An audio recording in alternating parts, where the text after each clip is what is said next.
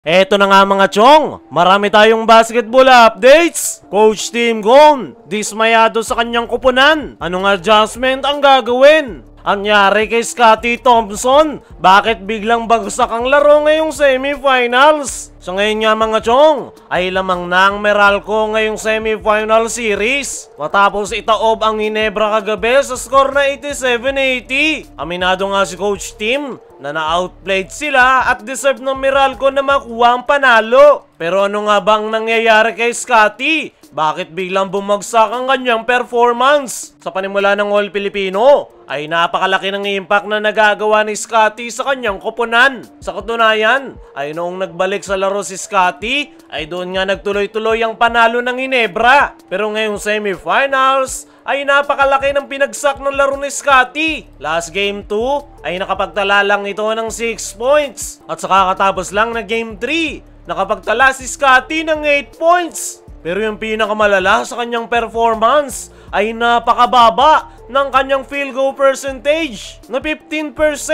Napakababa nga niyan. Dahil sa kanyang 13 attempts, dalawa lang ang nagawa niyang may pasok. Maging sa free throw line ay nag-i-struggle itong si Scottie Thompson. Hindi rin maramdaman ang kanyang hustle at energy sa laro. Kay Scottie pa naman nanggagaling ang energy ng Barangay Ginebra. Kaya ang resulta, malamya at matamlay ang laro ng kanyang kupunan. Yan nga yung pinakapangit na performance ngayon ni Scottie Thompson at mukhang nagtutuloy-tuloy ngayong semifinal series. Maganda naman yung playing time na ibinibigay sa kanya ni Coach Team Gone. Pero bakit babagsak yung performance ni Scottie? Katakataka lang talaga. Napakaganda ng kanyang inilalaro sa elimination round pero biglang bagsak ngayong semifinals. Ayon nga sa mga source, ay hindi nga raw 100% healthy itong si Scottie Thompson. Iniindang araw nito ang kanyang back injury.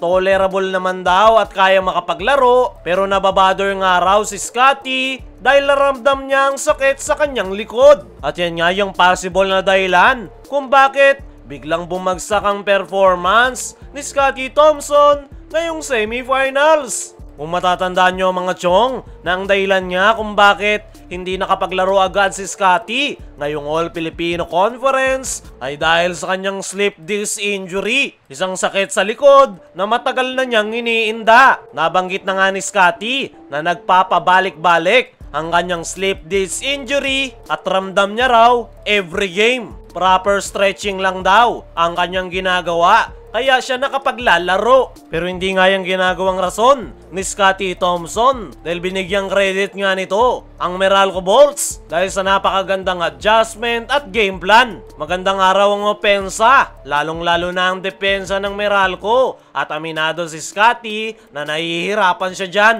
Dagdag pa ng nasabing Ginebra guard ay mahaba pang araw ang series. Best of 7 nga raw ang semifinals at marami pang po pwedeng mangyari. Napaka-aggressive nga raw ng mga gwardya ng Meralco at kailangan nga daw nila yung matapatan kung gusto nilang manalo. At umaasa nga itong si Scottie Thompson na magagawan nila yan ng paraan at makaka-bounce back sila sa darating na Game 4. Sa ngayon nga mga chong, ay talagang hindi maganda ang ipinapakitang performance ni Scottie Thompson. Napakalaki nga ng epekto ni Scottie sa kanyang kupunan dahil kapag maganda ang kanyang performance, ay malaki ang chance ng Ginebra na manalo. At every time naman na napakapangit ng kanyang inilalaro ay nahahawa nga ang kanyang mga teammates at nagre-resulta ng kanilang pagkakatalo. Para sa akin mga chong, ay itong si Scottie talaga ang kinakailangan ng Barangay Ginebra sa darating na Game 4. Sa kanya nga nagsisimula ang lahat.